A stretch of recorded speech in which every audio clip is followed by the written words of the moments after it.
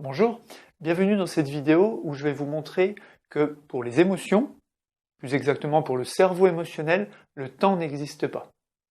Alors, on va le voir à travers des petites expériences.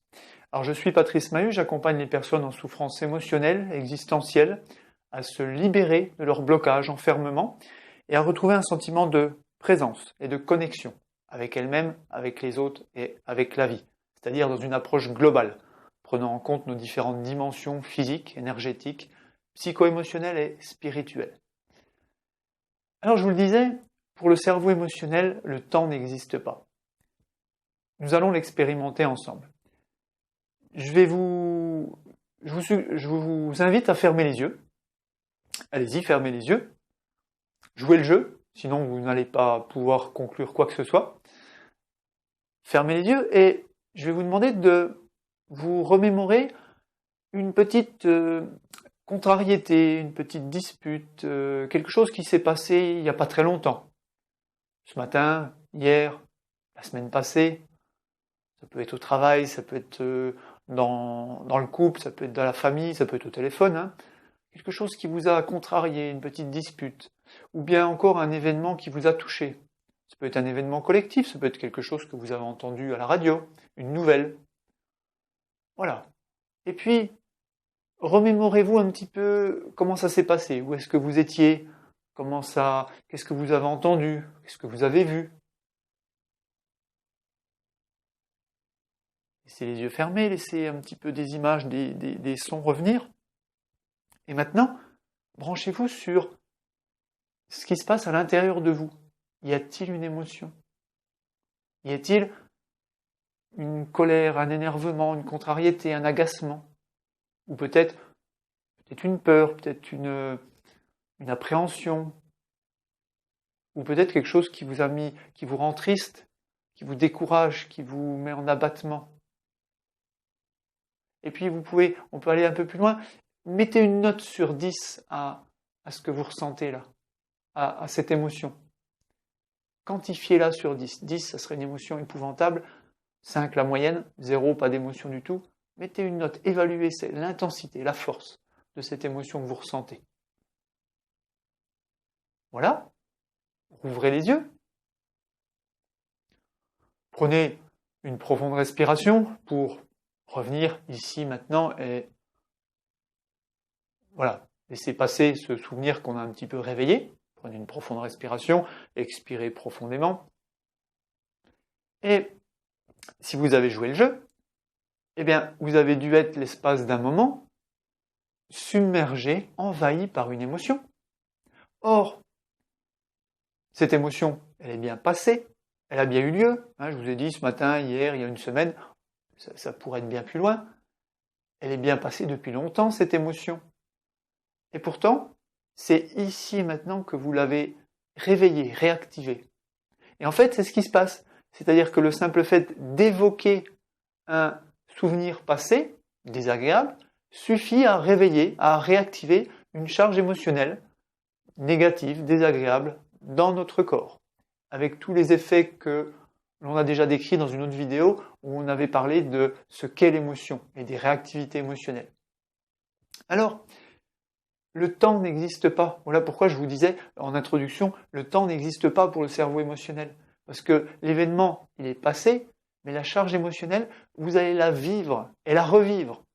Et j'ai envie de dire, la vivre et la revivre maintes et maintes fois, parce que tant que l'on n'est pas suffisamment ancré, enraciné, tant qu'on n'a pas fait un certain travail sur soi de libération, de gestion émotionnelle, de maîtrise plus exactement émotionnelle, on va être rattrapé comme ça par les souvenirs du passé, par les contrariétés, on va avoir du mal à tourner la page, et tout ça, on va l'emmener avec nous, et ça va être réactivé et réveillé en permanence, avec tout le flot d'émotions continues et de ruminations incessantes qui nous bouleversent sans arrêt.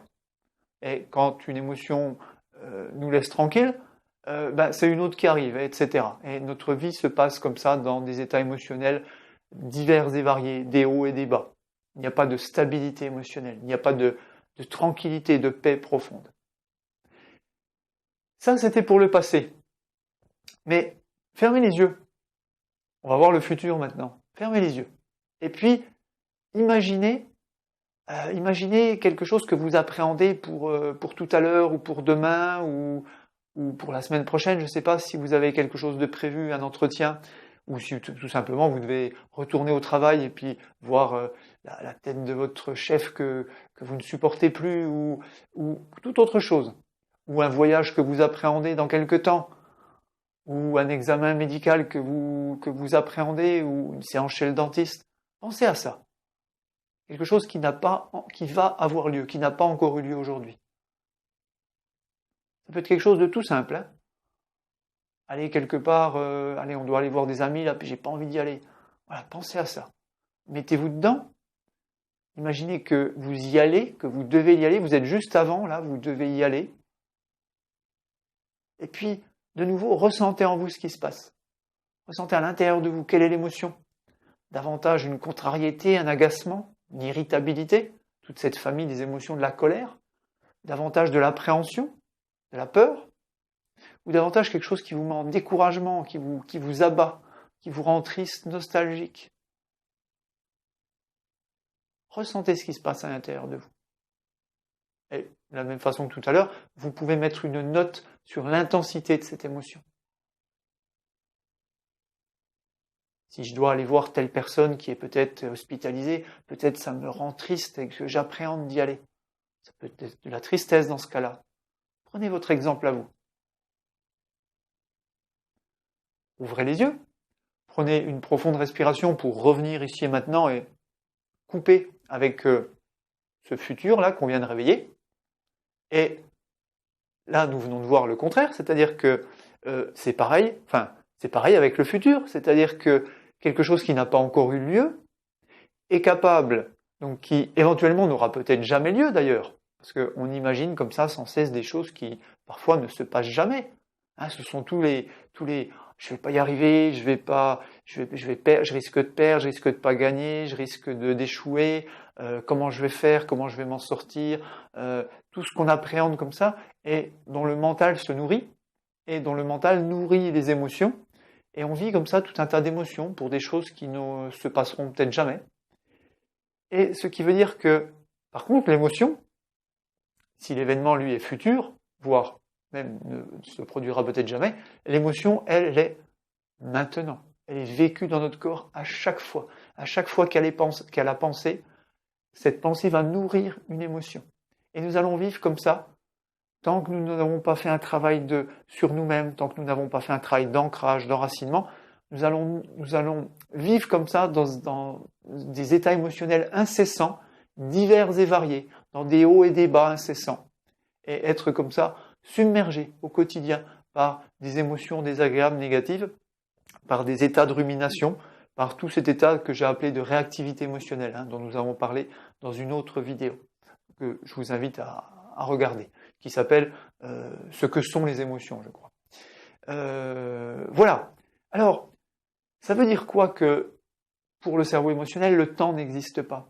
Eh bien, ça veut dire que si l'on veut se libérer de ces charges émotionnelles négatives, nous avons à utiliser des outils qui vont parler à ce cerveau émotionnel, qui vont utiliser ce cerveau droit, ce cerveau qui est branché sur le ressenti, sur la globalité, qui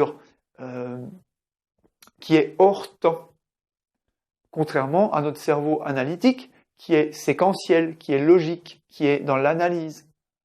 Et or, qu'est-ce que nous faisons en temps normal? Nous essayons de comprendre pourquoi nous avons telle émotion, pourquoi nous souffrons. Nous essayons d'en établir la cause, les liens.